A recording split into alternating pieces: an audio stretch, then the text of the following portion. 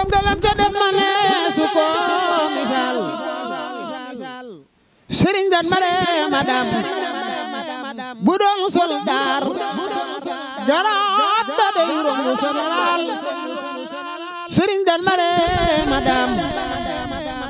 daana fi yaro ay gone di leen xamal cey Seex Bamba ak xasida lam ko jaral sëriñ dan mare madam daana fi yaro ay gone di leen xamal cey Seex Bamba ak xasida lam ko jaral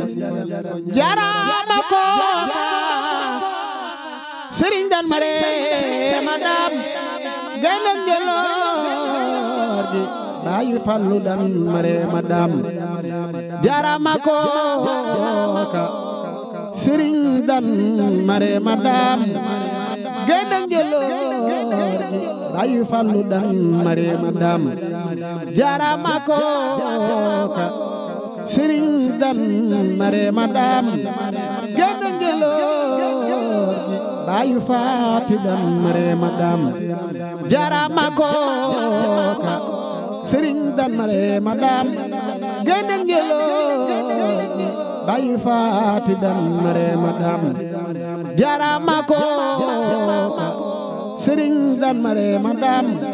gaynde ngeloor gi bayu fallu dan mare madam allahumma salli ala muhammadin sëriñ dan mare madam yàlla ñu ko yàlla fayal